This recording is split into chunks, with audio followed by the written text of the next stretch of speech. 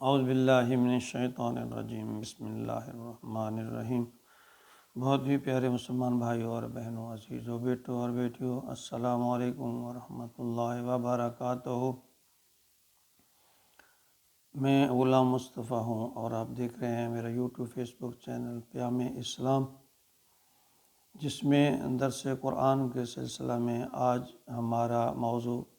سورۃ البقرہ کی آیت نمبر 82 ہے۔ اعوذ باللہ من الشیطان الرجیم، بسم اللہ الرحمن الرحیم۔ والذین آمنوا وعملوا الصالحات اولئک اصحاب الجنہ ہم فیہا خالدون۔ پچھلی آیت مبارکہ میں اللہ رب العزت نے یہ واضح فرمایا کہ جو لوگ جان بوجھ کر برائی میں مبتلا ہو جاتے ہیں، پھر ان کا ٹھکانہ جو ہے وہ دوزخی ہے، تو اس کے علاوہ اور نہیں ہے۔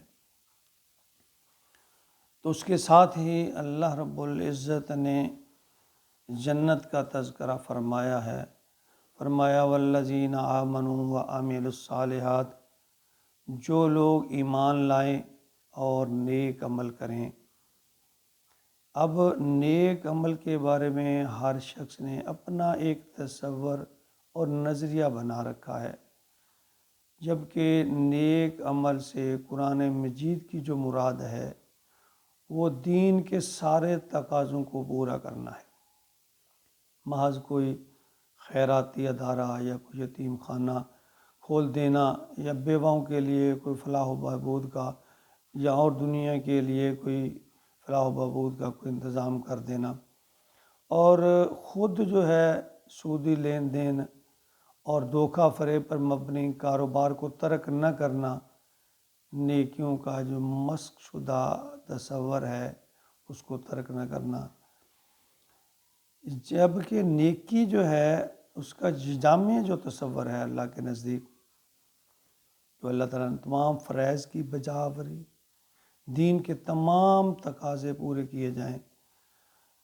اور اپنے مال اور جان کے ساتھ اللہ کے راستے میں نہ صرف اللہ کے دین کی تبلیغ کی جائے بلکہ جہاد اور مجاہدہ کیا جائے، اور دین کو سر بلند رکھنے کے لیے نہ صرف اللہ اور اللہ کے رسول کا پیغام دوسروں تک پہنچایا جائے بلکہ اس کے لیے اگر قربانی بھی دینی پڑے تو اس سے بھی دریغ نہ کیا جائے۔ اللہ فرماتے ہیں اولئک اصحاب الجنہ، یہ لوگ ہوں گے جنت والے، ہم فیہا خالدون، اور وہ اس میں ہمیشہ رہیں گے۔ یہاں بعض لوگوں کا ایک عام نظریہ اور تصور ہے، جب ان سے کہا جاتا ہے کہ بھائی نماز پڑھو، اللہ کے دین کی طرف آ جاؤ،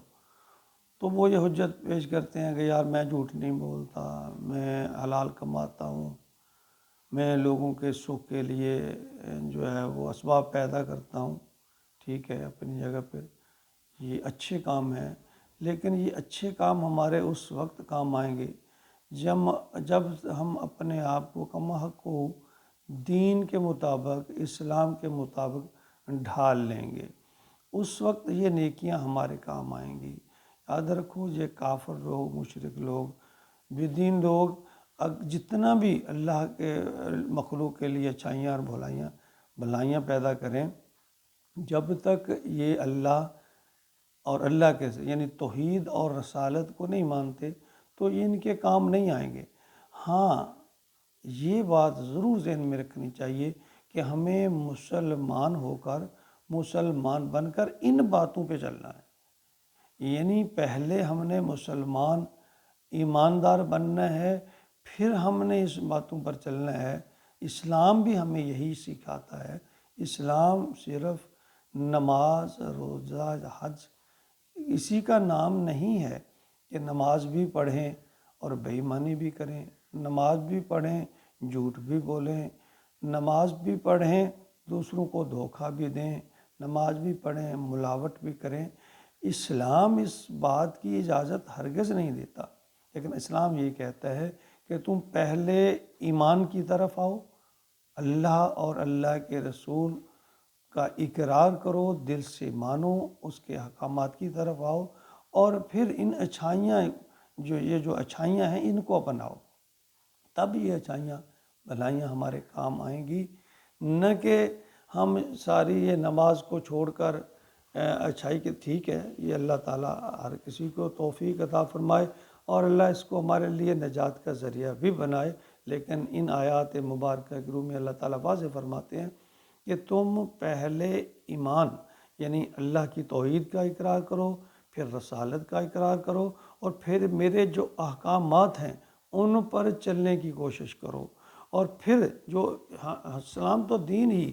ہمارا جو دین اسلام ہے وہ تو تقاضا ہی ہم سے یہ کرتا ہے کہ ہم مخلوق خدا کے لیے بھلائی کے اسباب پیدا کریں، بھلائی کا سبب بنے، نہ کہ تکلیف کا سبب بنے۔ لیکن یہ بھلائی اور اچھائی ہمارے تبھی کام آئیں گی جب ہم اللہ کے حضور حاضری دیں گے، نماز پڑھیں گے، اللہ کو